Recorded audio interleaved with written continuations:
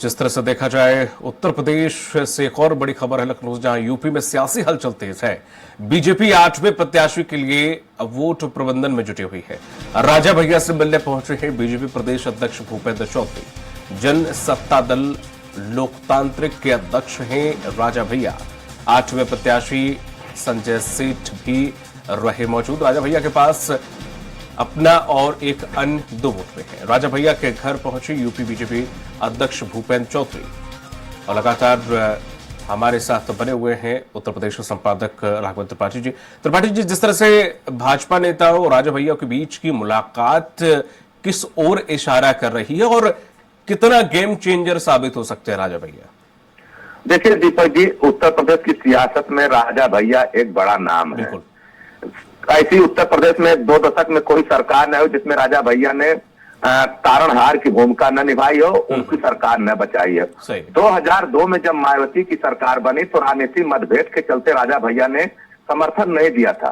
उसका नतीजा रहा कि मायावती की सरकार ने उनके ऊपर पोटा लगा दिया, लेकिन राजा भैया इसके बाद भी टच से मत नहीं हुए, नहीं झुके।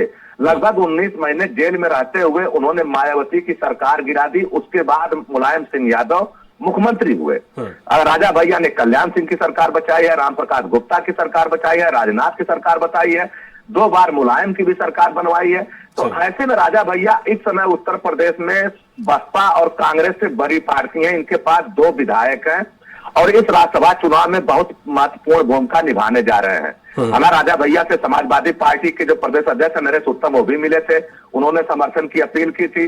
भूपेंद्र चौधरी जो भारतीय जनता पार्टी के अध्यक्ष हैं वो भी जाके मिले थे कि आप भारतीय जनता पार्टी के जो 8वें प्रत्याशी हैं संजय सेठ, उनको आप वोट करिए।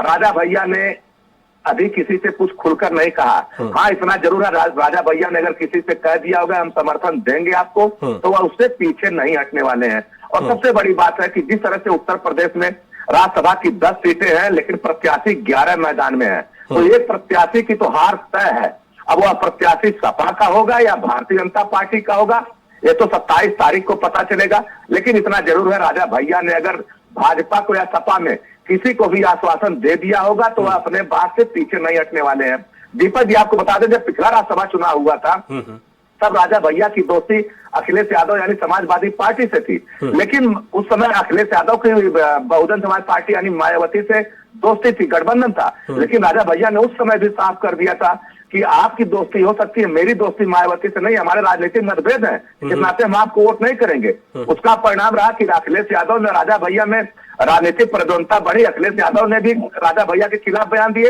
राजा भैया ने भी मर्यादा में रहते हुए उनके खिलाफ अपने बयान दिए। लेकिन यह चुनाव दूसरी दिशा में जा रहा है।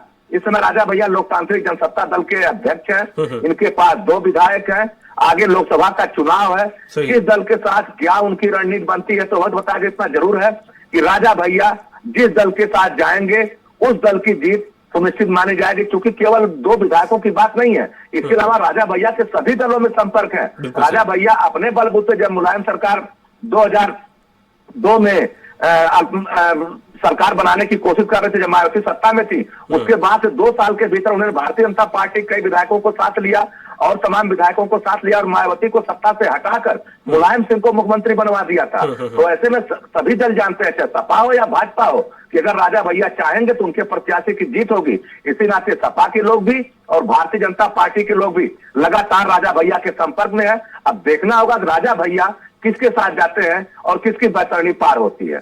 बिल्कुल, लेकिन जिस तरह से सपा और कांग्रेस के बीच में अब जो सहमति 17 सीटों पर बन गई है, कुछ ड्रॉप कांग्रेस ने भी बात मान ली, हट अपनी छोड़ दी है, तो ऐसे में क्या अब बीजेपी को राजा भैया की ज्यादा जरूरत है? देखिए, कांग्रेस से गठबंधन हुआ है, उसके बाद भी भारतीय जनता पार्टी को भी वोटों की जरूरत है, समाजवादी पार्टी को भी वोटों की जरूरत है। हालांकि भारतीय जनता पार्टी को जीत के लिए 9 वोट चाहिए होंगे और समाजवादी पार्टी को जीत के लिए 1 से लेकर 3 वोट चाहिए होंगे। अगर कांग्रेस के 2 प्रत्याशी वोट करते हैं तो 1 वोट और चाहिए होगा उनको। अब देखना होगा कि इस 1 वोट की भरपाई कहां से होगी, क्योंकि भारतीय जनता पार्टी अगर कोई विधायक टूटता है तो तय मानिए कि भारतीय जनता पार्टी का प्रत्याशी हारेगा। अगर समाजवादी पार्टी में 9 से अधिक विधायक टूटते हैं तो समाजवादी पार्टी का प्रत्याशी हारेगा, भारतीय जनता पार्टी का प्रत्याशी जीत जाएगा। ऐसे में राजा भैया की भूमिका महत्वपूर्ण है, क्योंकि इनके पास 2 वोट है। अगर भारतीय जनता पार्टी के साथ जाते हैं तो भारतीय जनता पार्टी को केवल 7 वोटों की और जरूरत पड़ेगी, क्योंकि राजा भैया के 2 वोट उसमें जुड़ जाएंगे। अब देखना यही है कि राजा भैया किसके साथ जाते हैं। लेकिन जिस तरह से राजा भैया की विचारधारा है, जो उनका कमिटमेंट है, उसके ऊपर अगर हम बात करें तो राजा भैया ने अगर सपा को आश्वासन दिया होगा तो सपा के साथ जाएंगे, अपनी बात से पीछे नहीं हटेंगे। अगर भारतीय जनता पार्टी को आश्वासन दे दिया होगा तो सपा का प्रयास करना व्यर्थ है। राजा भैया ने अगर आश्वासन दे दिया होगा तो भारतीय जनता पार्टी के साथ जाएंगे। ऐसी उनकी एक छवि है उत्तर प्रदेश की सियासत में। जी, तमाम जानकारी साझा करने के लिए सर आपका बहुत बहुत शुक्रिया।